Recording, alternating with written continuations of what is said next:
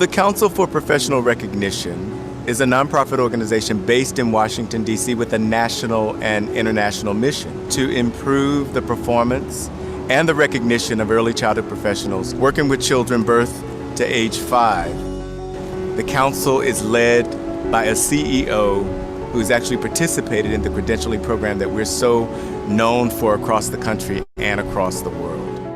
The CDA is meant for everyone working with young children.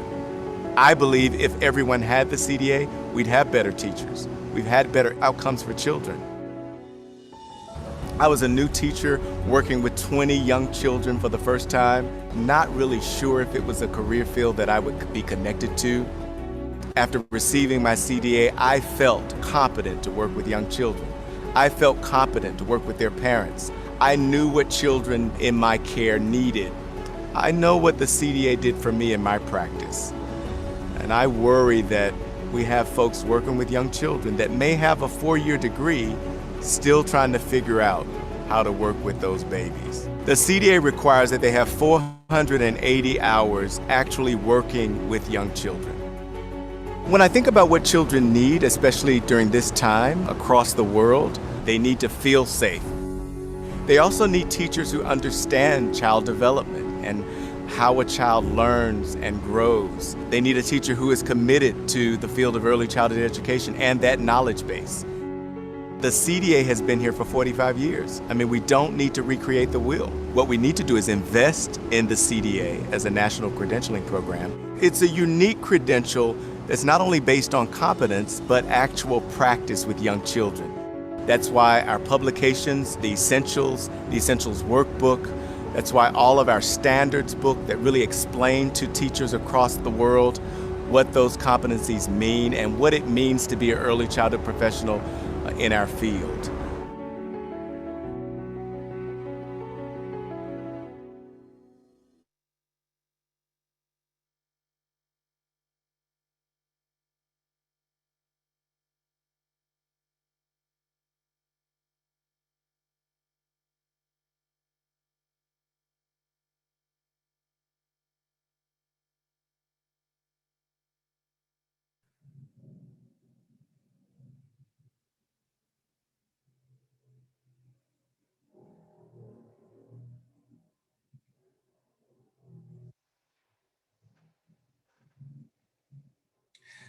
Hello, everybody. My name is Calvin Moore, and we are thrilled that you are interested in launching or sustaining a high school CDA program in your community. The Council for Professional Recognition is working to expand the number of early childhood educators by providing high school students with the opportunity to earn their credential before graduation. You play an important role in helping these students succeed. So we designed this publication with you in mind. I was just talking to Diane Wallace, a council board member, and she reminded me that the first high school CDA was awarded in Indiana. And I'm thrilled to tell you that that person is still working with young children today. Our high school CDA program has continued to grow since its inception in 2011 because there's this ongoing need for more early childhood educators who are qualified and credentialed. There's no better way to meet that demand than by supporting students who wish to earn their CDA in high school. I believe the high school CDA is critical to the council's future, so I appreciate all the interest. We have nearly 1,700 people registered for today's event, which is amazing. Each of you will receive a copy of this beautifully done publication to support your efforts. We hope you enjoy this preview of the toolkit and hearing from some of the experts in this arena. And thank you to my team as well for coordinating this work. Now I have the pleasure of introducing Alexis Barfield, who is currently an undergraduate student of early childhood education at Central State University in Ohio. Alexis earned her CDA while in high school in Columbus and has some very special remarks for our audience that you will be sure to enjoy. Take it away, Alexis.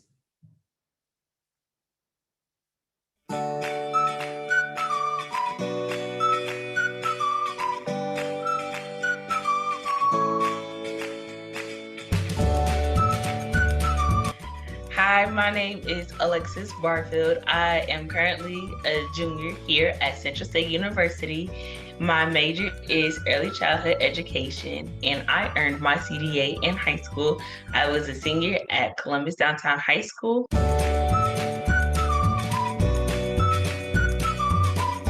My school just hosted a career fair, and I just spoke to 3 different school districts, and I mentioned to them that I had my CDA, and they were just like, whoa. They was like, yes. They was like, okay, well, we need to know when you graduate because we want you, because you have this certificate and we know that you're ready and you're willing to work with students. So that's about the best thing that has happened so far. I have a younger brother. We are 10 years apart. And after my mom had him, and I was like, okay, so now I gotta help my mom. So it's just like me helping, teaching him like how to do like basic stuff, like how to put on his clothes, how to take off his clothes, how to put his shoes on the right feet, how to read, how to do math, how to write his name. It's just like those little moments. I was just like, oh my God, I'm like, man, like kids are smart. Kids pick up on stuff fast. I'm like, I like this. And I'm like, well, what if, by the time my brother was 5 and he went off to kindergarten, he was the only student in his kindergarten class that was able to write clearly his first and last name. That was my light bulb moment right there, because I'm like, oh man, I could get, if I got one kid that can do this, what if I could get a whole classroom full of kids to do this? I would definitely tell them, go for it. And they might not see it now, like it might not be beneficial now. And I understand, like, it is a lot of work. I know. I know, it's a lot of paperwork. It is very beneficial and you guys can do it. And I'm telling you, the opportunities with it is definitely mind-blowing and life-changing. I would definitely say, get your CDA. Like, this is something that can change your life. So I'll say do it.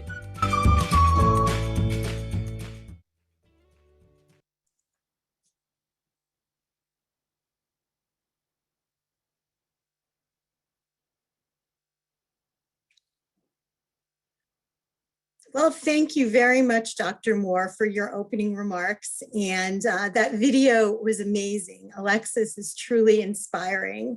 And getting a CDA truly helped her higher education pursuits with her core knowledge of child development. So welcome to everybody. I'm Sandy Kowalczyk, manager in the Council's Growth and Business Development Department. And we're all here today to celebrate the launch of our CDA Handbook for High School. It's been a long time in the making, and we're really excited about the event today.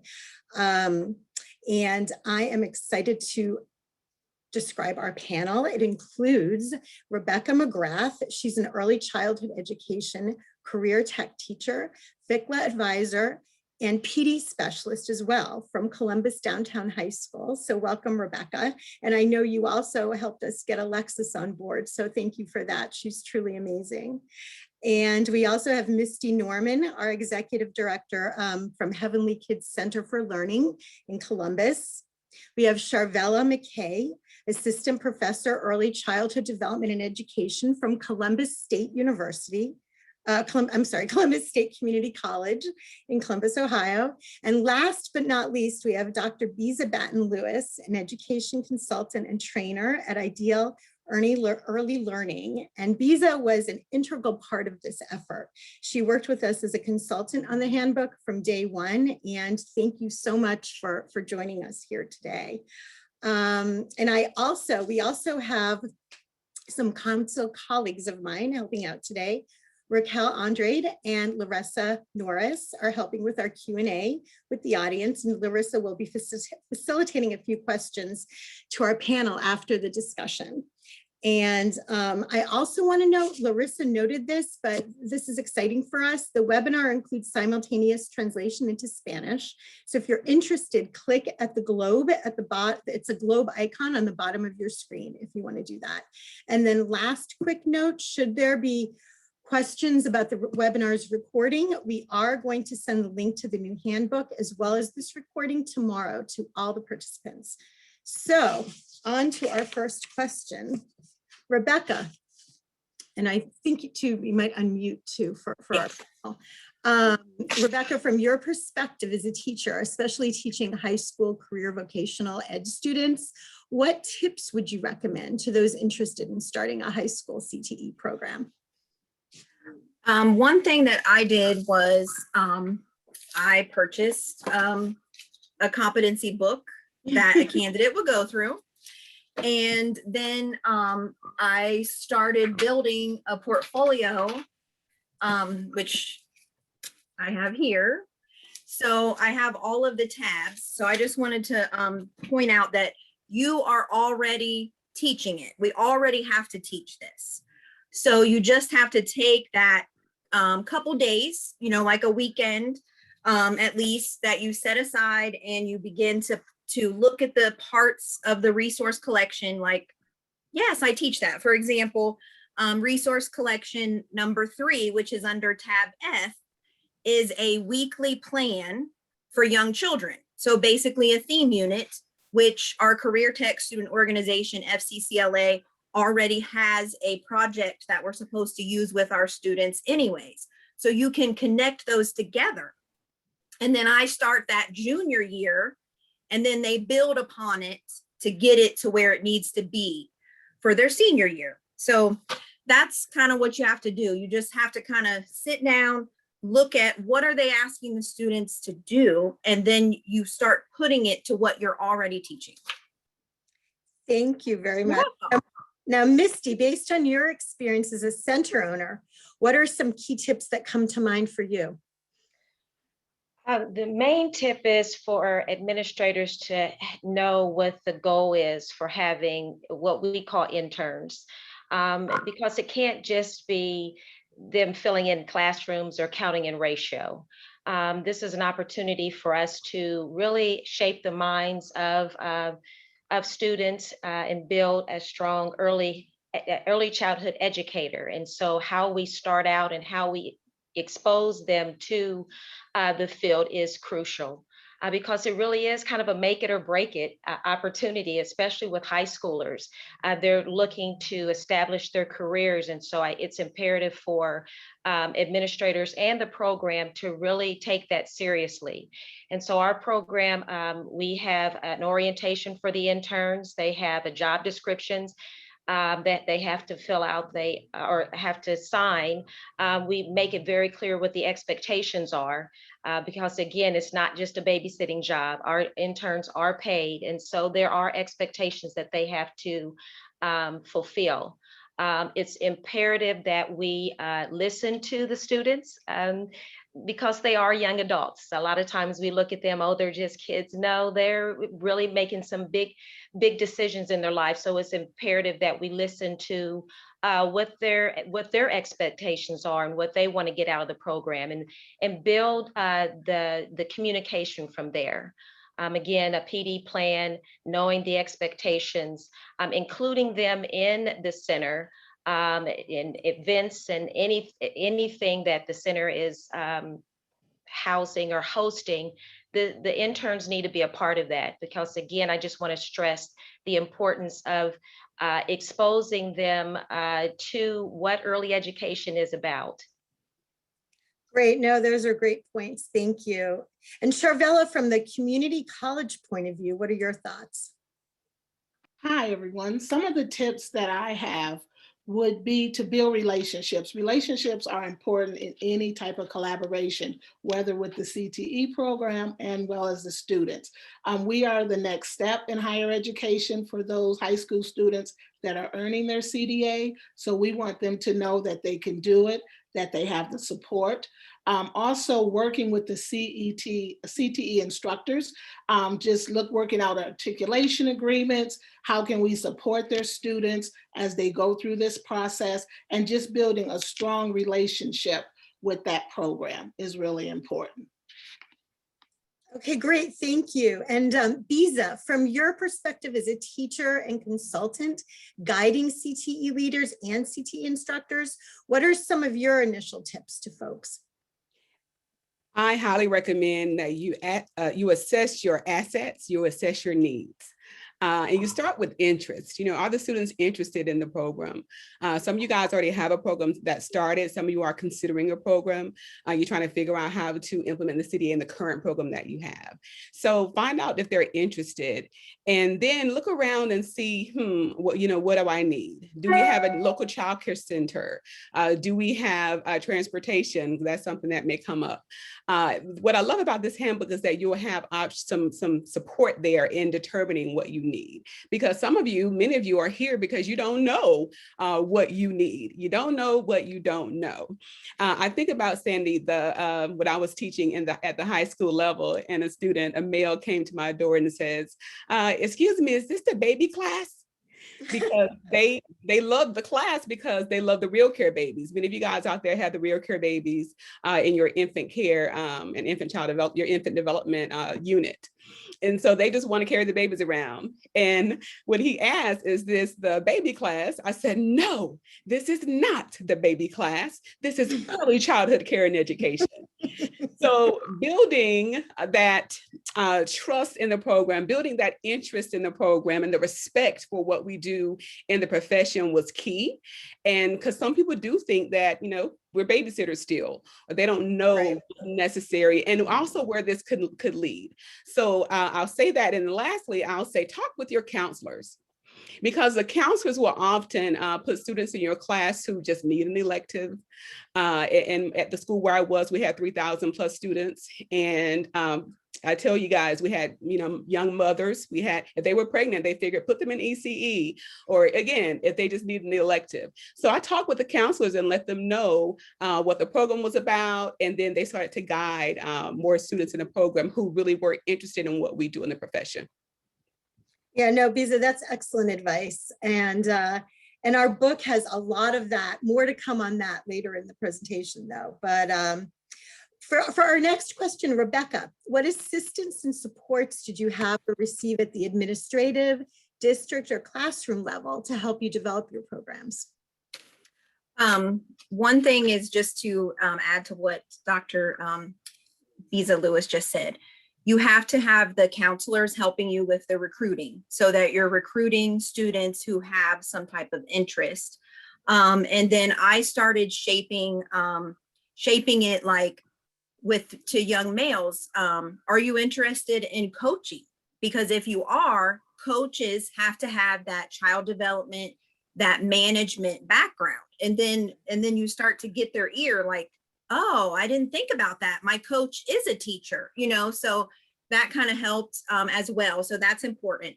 Now you will, in your high school class of 25, you're going to have a couple of students who aren't ready.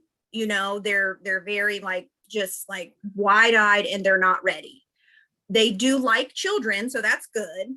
And I've found that I have been able to mentor some of them to be very successful teaching assistants. And that's kind of where they are at the end of their high school time. And that's okay too. Sure. I tell them you can still go back and get your CDA when you feel ready. It's okay to just be comfortable with, I'm just the teaching assistant and that's where I'm comfortable with. So I like to always, I used to think I'm going to get all 25 of these students to earn their CDA. And then I had to, build those relationships and step back and have real conversations and then celebrate different successes, and since then I've had a few that went back after, the fact and then started the process again. So sometimes they're just not quite ready at 18 or their senior year, So that's my suggestion. Just remember that and celebrate whatever their successes are, because you never know when they'll come back to that CDA. Absolutely. That's a wonderful tip. Misty, what about you? We've been a partner of the CDA program for about 11 years. And I preface that because back then, there really wasn't strong support. Right. Okay, I'm sorry, I don't want to offend anyone, but it wasn't really a strong support, nor did we know exactly what we were getting into.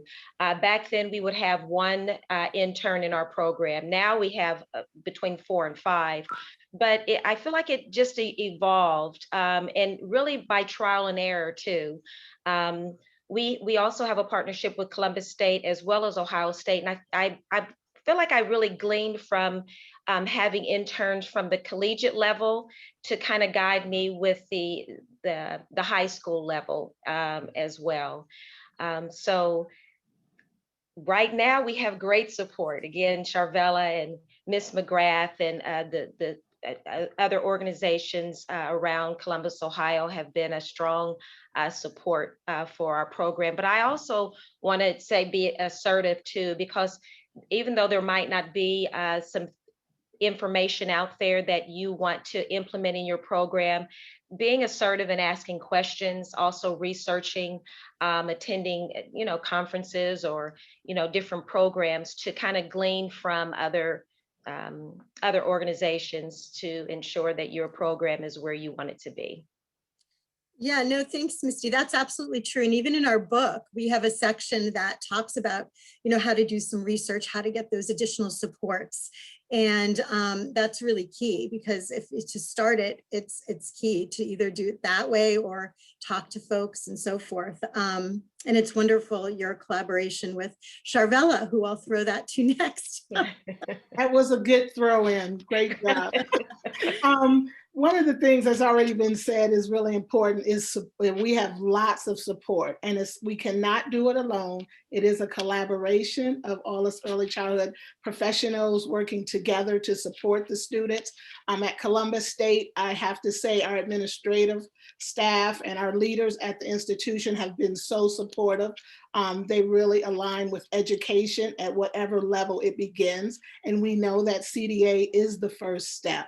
And so they understand that at our institution and provide whatever resources that we need to make that happen, and are really open to letting the experts, us early childhood professionals, take the lead and learn from us. So to have that freedom, I cannot thank Columbus State enough for that. Also, I wanted to say, which is important, I had mentioned earlier about the articulation agreement. So working with the CTE programs, the high school students are coming to us next. So having agreements and arrangements in place so it can be seamless is more important than ever. And at Columbus State, just to give you an example of how that works, if a high school student comes to us with an earned CDA credential, they already start the early childhood degree program with 9 credit hours towards their early childhood degree. So that is important, that you talk with the universities and the institutions, community colleges in your area, and build those partnerships to form those articulation agreements to help students as they leave high school continue on their educational journey. So I would conclude by saying the support that we have had has been amazing. And I can't leave out the CDA Council. They're always there to help us and support us when we have questions, come into roadblocks. So again, it is a collaboration of many, many partners. No, absolutely. Thank you so much. No, that's wonderful. And the council does try to help if folks have questions and so forth related to all of this, obviously. And we had so many questions about high school. That's what precipitated us to even put this handbook together, because 2 years ago, we realized that it was just a really, popular, people were wanting to do it more often. And it was the culmination of this great handbook. And Biza, do you have any last thoughts on all of this topic? Yes, relationships are so important. Collaboration is so important. And I want my educators on to remember that you are a professional and what you think matters. What you know matters. Don't assume that those around you, those who are administrators, that they know. I was so blessed to be able to work at the college level and the high school level with administrators who were supportive. They knew they wanted the program to be successful, but as non-ECE professionals, they didn't really know what successful meant. So that's where I came in. And so having those connections, being involved in the community, being involved with professional organizations, which is something I love about the CDA credential, because when they go through the process and they're building their portfolio, they have to learn about the EC professional organizations that are out there. And that's where you learn your information. That's how you stay abreast of the research and what's current in the profession. We often hire, and this is what I hear as I'm around, the country doing work. The language arts teacher was hired as the CDA, as the ECE instructor, and she didn't have the background. So, that happens sometimes, but now we can make sure that you are connected. So again, making sure you understand and what happens in the profession. And I love what Rebecca said. She read, order the books yourself and Right. to make sure that you are aware. And once you get connected and build relationships, all that information will come. Yeah, no, absolutely. And I'd actually like to talk about now training and curriculum. Rebecca, what were some of your experiences when implementing or designing your curriculum and training around the CDA?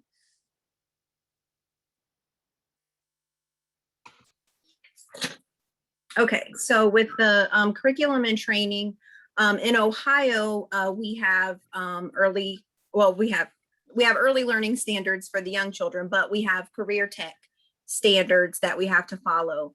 And so what I did was I took that and I aligned that with the resource collection items and the competency statements that are part of the CDA portfolio. And then of course I had to deal with that 480 hours, which everybody thinks, even when I first looked at it, 480 hours, and Right. so I sat down and I thought, okay, well, first semester of the junior year, I take students on observations of different age groups and we do like some reflective stuff. So, okay, that's about 30 to 50 hours. And then second semester, I try to have them pick an age group in a class that they go to 1 day per week in the morning for 3 hours. And that adds up to another 60. So, then you start, and then over the summer, we said, okay, you need to do at least 80 hours in a licensed center. So I came up again with the partners. Our our Ohio Department of Job and Family Services is our licensing agency in our state. So I talked to a licensing person. I talked with Misty Norman, a center director, so just having conversations and aligning with all of your resources. And then you start breaking it down. By the beginning of your senior year, you should have 140 hours, and then we'll try to get to that 480 by March 1st. So then you have, you chunked it up. No, and it's really good to be organized like that too. And I think that's where we put our book together. There's sections where you can write things down and actually talk about, who you've spoken with, how they've helped to kind of put all that together to get your ducks in order to start a program. Yeah. Charvella, what about you? For our program, the first thing that I did was look at the requirements for the CDA to earn it, like what was needed. There's really specific areas and function areas that you have to cover, and you have to have so many hours in certain areas. So I did a crosswalk to see what college courses that we were currently offering would align with the requirements to earn your CDA. And so once that was done, then I was able to develop an additional course that took care of some of the other hours that weren't met in the courses that were going to be a part of our CDA program, and also included some portfolio building in those courses as well as some more professionalism and things like that. Another thing that we did for assignments, because being in higher ed, there are assignments and there are grades. They are earning college credit. So I looked at what things that go in the portfolio could align and be transformed into assignments. So for example, the bibliography, that's one of the assignments that they turn in their social, emotional, and development course. And they look at books that would help children develop in those areas or understand social emotional things that happen throughout their lives. So really taking a close look, making sure that we were aligning with the program. We do have some students that come, as Rebecca had shared, that don't have the 480 hours. So just connecting them with partners in the community childcare programs to help them earn those hours, as well as just some practicum experiences for our students that come through the not the high school, but the college model. And for the high school model, will help align them with to get those hours in the community. No, that's true. That sounds great. And I think it's really important how you mentioned about putting that portfolio piece in there, because there's always questions about the portfolio, how you do it, what do I need in it, et cetera. So that's, I think, for everyone to be aware, it's an important piece once you're, as you put this together. And Biza, your thoughts on this? Yes. So I guarantee, guys, wherever you are, if you already have an ECE program, you probably have far more than 120 hours built in. Based on how a semester or partial semester is laid out, I guarantee you have those 120 hours in. In Georgia, we have EC 1, 2, and 3. They're all one full year, 3 years. They could get the hours in 1 year or less. So it's important to see what you currently have. As I was digging in Georgia, trying to make sure everything was aligned, I found that it was already done. And it was already approved. The CDA is a pathway in Georgia, but a lot of the instructors weren't using it because they didn't know that it was there, what it was. So seeing what your state already has in place is important. And then lastly, I would say, Sandy, I want to make this real and practical for people. We don't want it to be a process where it's just constant work. You want to make your assignments fun. So a quick example, when we did the positive guidance piece, I have my students, we turn out my classroom into a court. And if you believe in spanking, you sit on one side of the court. If you don't believe in spanking, you sit on the other side of the court. Then we debate. And then you could change sides if you wanted to. And when we were done with that activity, and we talked about the research and the cultural pieces, all of that, they did a reflection on it. And part of that, they were able to turn it into a piece they could use for their portfolio. So make it fun and don't make it just about going through the steps. Yeah, no, that's key. Yeah, absolutely. No, that sounds like a very fun group that you had there. Okay, now on to our last question.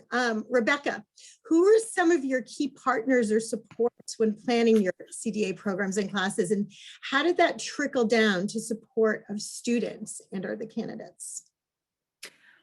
First of all was my state licensing. So the Ohio Department of Education, my contact person for the early childhood education career tech students, Mary Jo, was wonderful.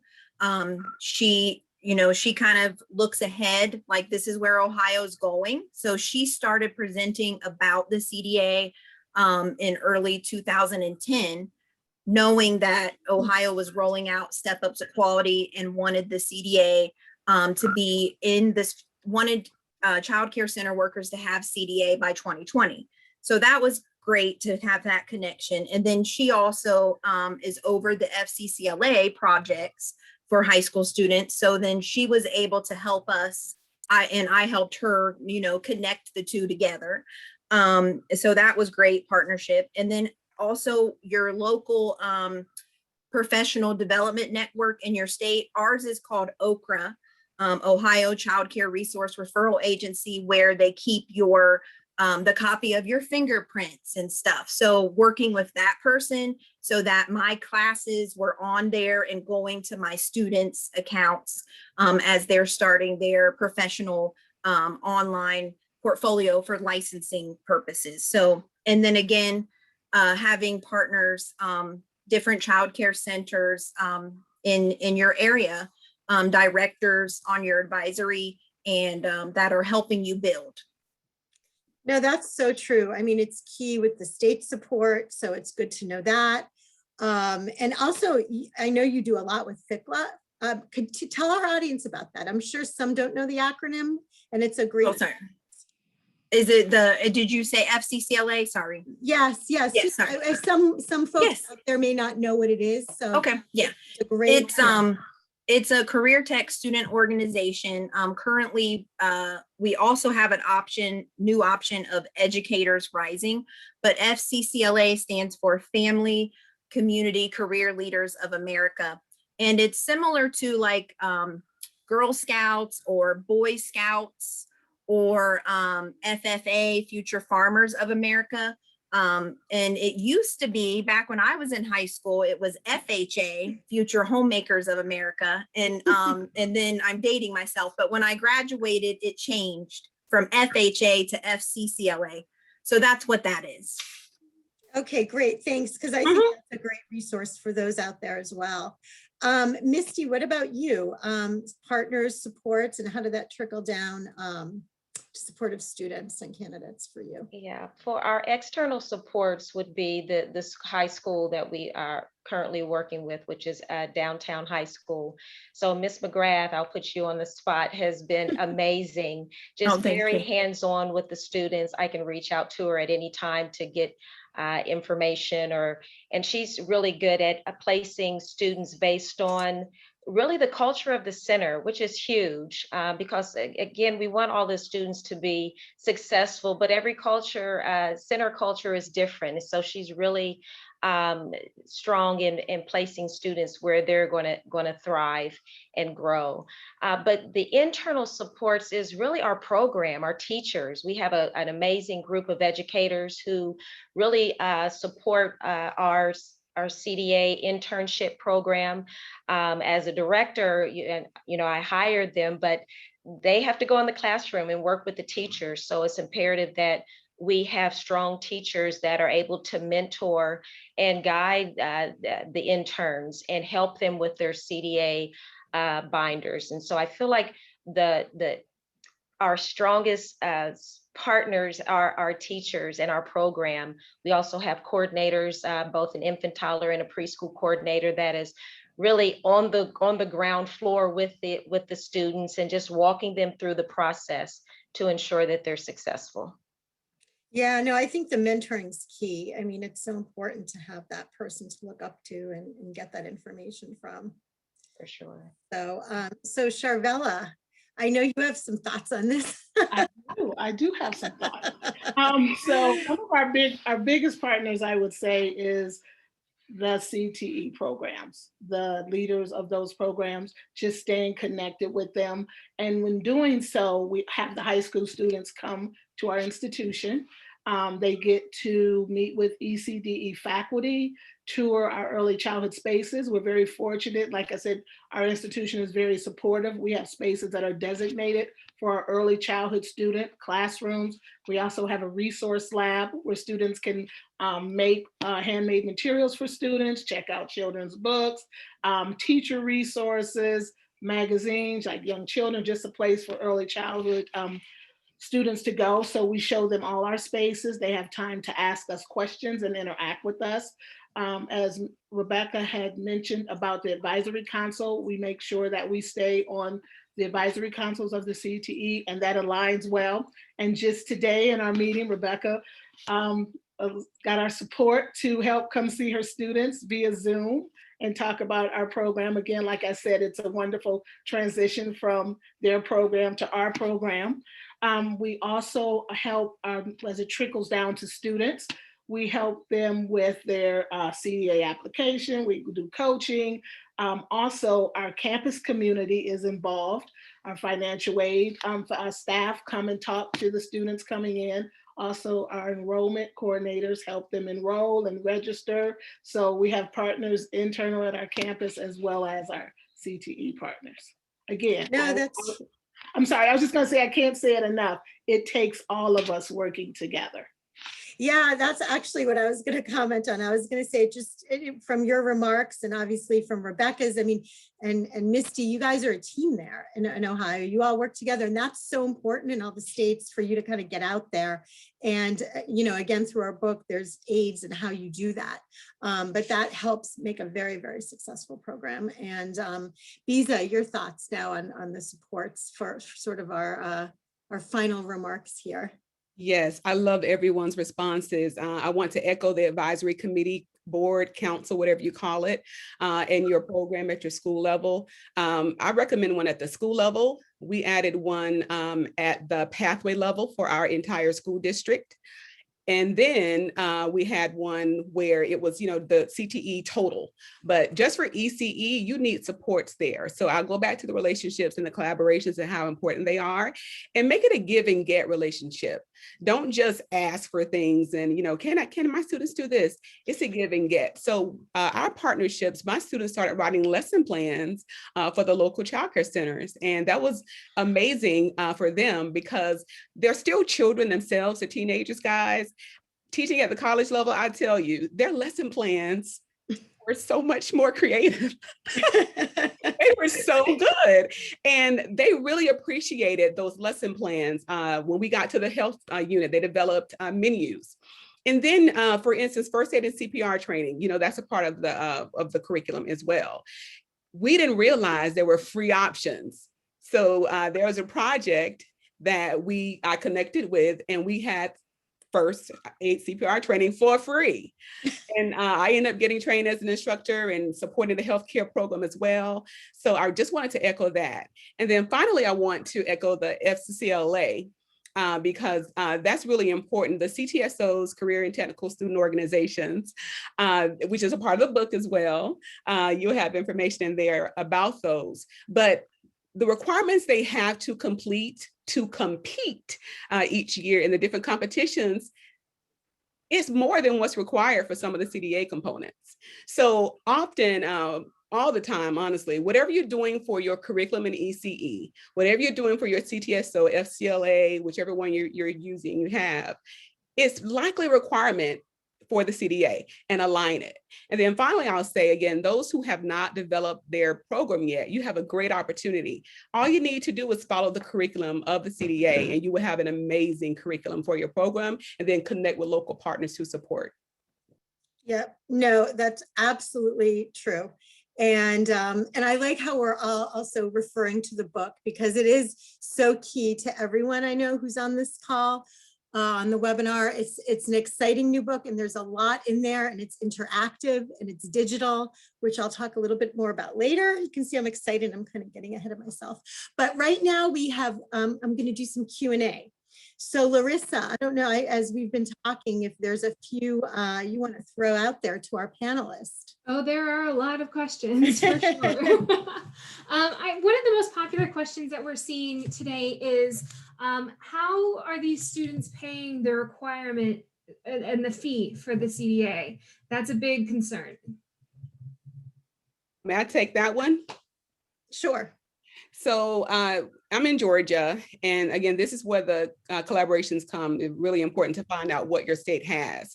So make sure you're connected with your local Department of Early Care and Learning, your state school organization, school Department of Education. In Georgia, we have DeCal Scholars, and we at our school actually piloted the high school CDA career pathway, and the state paid for it. And now for the entire state, they pay the entire $425. So we have a CDA, a high school CDA career pathway in Georgia that's covered by the state. So, whether if your school, your state has CBDF money, child development block grant money, there's funding out there, especially here recently, okay? So you can help guide where that money goes, but it's a great opportunity for you to ask for a credential. These students are spending all this time in an ECE program. They need to be able to do something with a credential when they finish, not just a high school diploma, but they need a credential that will help them to go to work. And then finally, we would really appreciate that in the early childhood profession, because we need to feed that pipeline of teachers coming through, continuously coming through.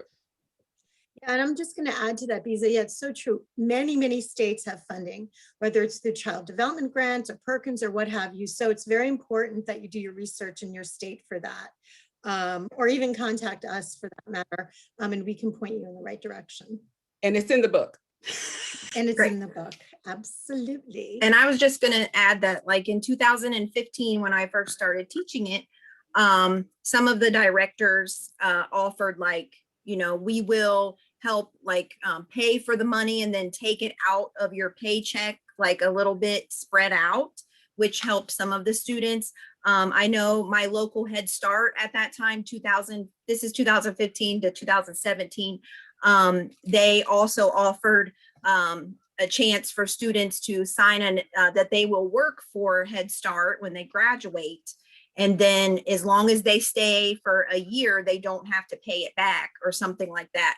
But then Perkins money changed, and someone in my district said, wait a minute, Perkins money can pay because your students, a large percentage are on free and reduced lunch.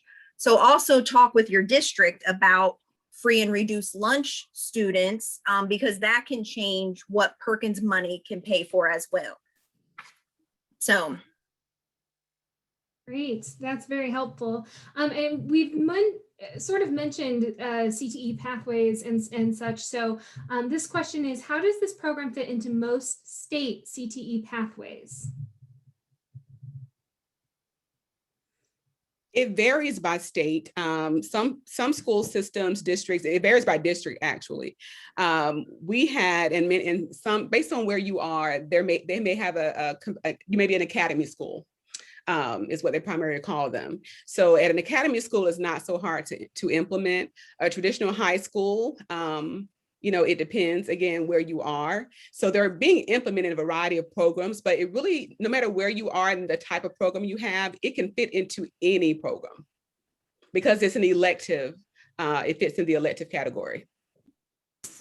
Yeah, so just to go back, at my current district, we have the Teaching Academy, which is kindergarten through grade 12 future teachers. And then they kept the early childhood education. So my district, thank goodness, kept both of us, where some of the districts in Ohio have either kept early childhood or they've dropped that and just went to the Teaching Academy, which kind of makes me sad because we really are similar, but not. So just be aware of that. And then there is a portfolio for the Teaching Academy part under the state requirement as well. It's not like the CDA, but just something to think about. This is an interesting question to me. Can this program work with homeschooled students or those not in a brick and mortar high school?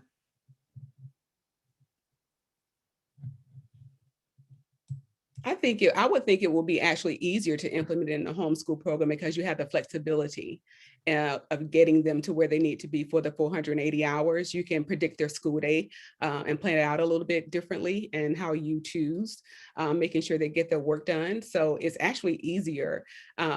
You would just have to make sure they meet those requirements.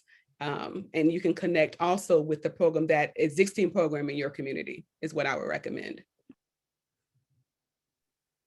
Yeah, I would back on that. I've actually presented to my district that my program should be more like a blended class permanently, because my students really shouldn't be expected to be in the school building every day. They need to be at their internship sites. I can only do so much from a textbook here in this classroom. We need to be out there with the young children. So I think that it could be very doable in a homeschool type situation or online virtual academy. Fantastic. And you guys did address this a little bit earlier, but there still have been a lot of questions. People are just kind of curious as to how high school students can get up to 480 hours of experience. Can you speak to that a little bit more in detail? Rebecca, go ahead. Yeah, Rebecca. Go Okay, I was gonna say, right. So the junior year, I have it broken down to where my district says they're supposed to have 60 hours, but a lot of times, not with COVID complications, my students have been able to earn 100 to 120 internship hours in a licensed center, in addition to some of the teaching them to make teacher-made things and stuff for their lesson plans when they go to practice things out with a small group in that first year. And then my expectation for my students has always been 80 hours over the summer. So they don't get their whole summer off. And, I've had some students who do 40 hours in a child care center over the summer for 2 weeks, or they chunk it up and go a whole day once a week during the summer. And then they come back, and then junior or senior year, they're only with me in the classroom for 2 hours a week. And then the other 4 afternoons, half a day, they're at their internship site. And you would be surprised how quickly, you know, if they're at a place their senior year, earning anywhere from 15 to 25 hours a week, it's going to add up really quickly.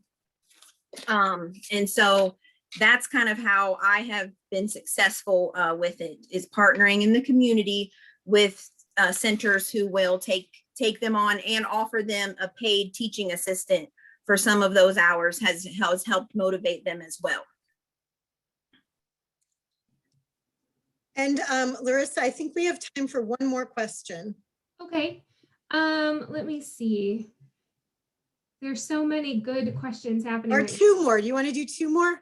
Yeah, so Sandy, while I've got you, people are really curious about the handbook, and I know we're going to talk about it here in just a little while, but like, could we give them a little example of, or just speak a little bit more on how they can access it, or is that all just coming later?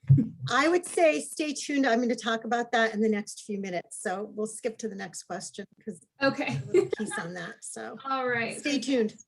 Stay tuned. And then there's a lot of people who are wondering if they can open a CTE program, not through a school, but through more of a community center or through a preschool center itself. Is that something we can address right now, or is this mostly just geared towards high school? Pretty much high school CTE programs. Unless, Giza, did you have any thoughts on that? Or, I mean, the only difference is that they would not apply for it under the high school. It would just be a traditional CDA. So they would go through the regular process if it's outside of the high school program. okay. Great. And Larissa, any one more last one you want to throw out there?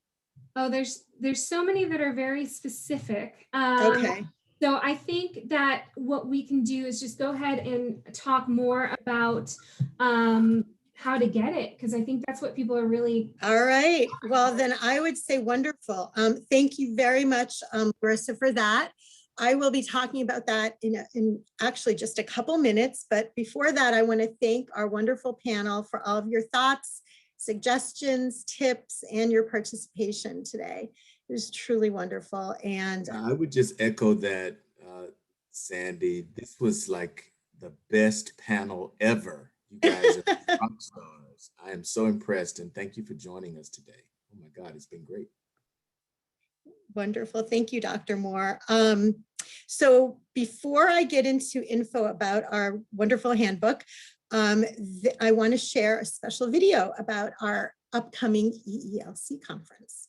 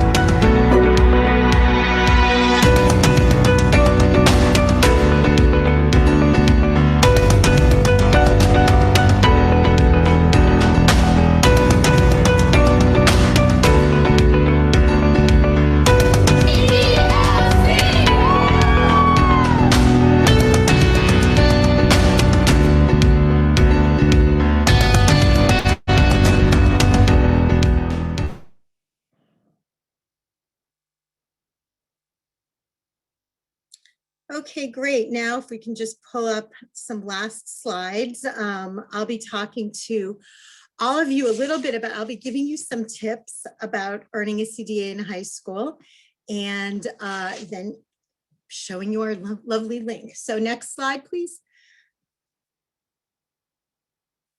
So I'm just going to go over some brief benefits to students. Some of this has obviously been talked about in our panel, but I just wanted to review it for those out there who are not as familiar with the CDA.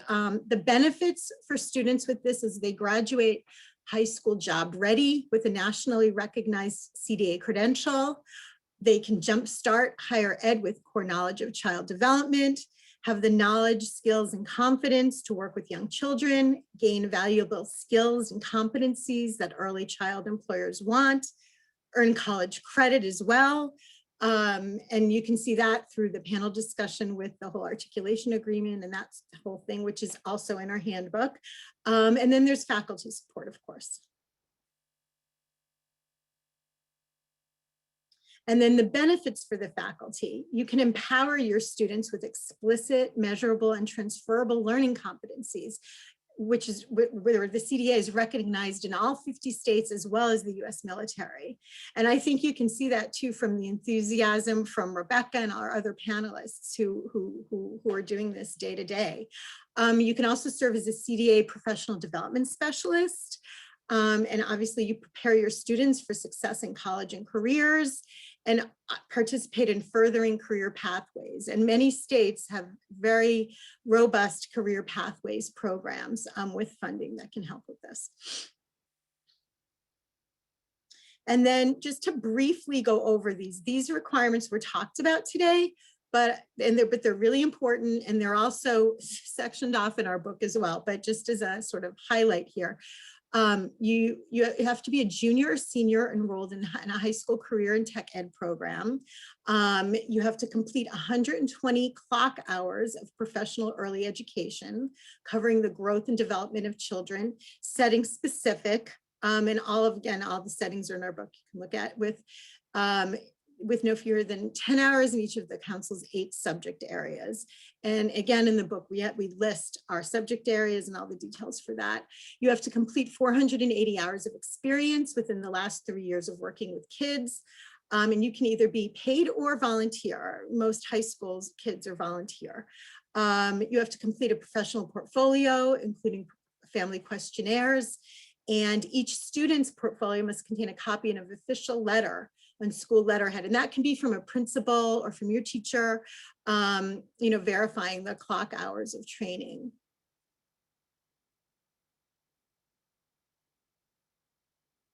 And then lastly, just a few tips for instructors, administrators, because it's really important. You heard the panel talk about mentoring. This is a big part of it. Ensure the students receive professional, basically their 120-hour education requirement. That's huge to figure out how that works. And that was talked about a little bit during the panel today as well. And ensure that students receive their 480 hours of experience within the last 3 years of working with kids, again, setting specific. Ensure that the students have our CDA competency standard books in the correct settings.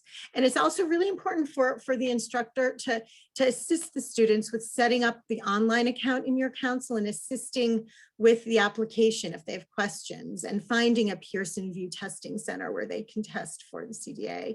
And believe it or not, we put this here, an active email, huge. We need you to have a correct email and we need the students to have the correct email that's checked on a regular basis. And lastly, the book we've been talking about for the past hour here, we're very happy to announce today the launch of this book, our Child Development Associate Handbook for High School, a guide to advocacy and implementation. And it includes planning design tools, resources, and individualized instruction to create a sustainable high school CTE program. And it's for instructors, school faculty, administrators, and those interested in developing a high school CDA training program. And it's providing a systems approach with specific resources, workbooks, and templates interactively, which you can do in our digital version. And it also represents a framework to guide comprehensive and informed planning, establishing the CDA as a competency-based pathway to college and career readiness. And as I've mentioned earlier, it's digitally formatted, which is new and exciting for us. And that makes it a lot more interactive with intentional resources to support instructors in creating a sustainable high school CTE program. So as you can see, this is how you access it. The link, and if you can write this down, but also please remember both the link for this as well as the recording will be sent to everybody tomorrow with some additional fun resources. So, but the link is www.cdacouncil.org/high-school-pathways. So we'll leave that up for you to write it down for a minute. And for those of you who are interested, we are going to have a Spanish version of our handbook that'll be available this summer. This link right now is to our English version. So I want to thank everybody for participating today, our panelists, Dr. Moore, my colleagues from the council. Thank you to everybody who made this handbook possible. And we hope you will go to the link and enjoy and let it help you start a program. And hopefully everyone will have a wonderful afternoon, and thank you for attending our webinar.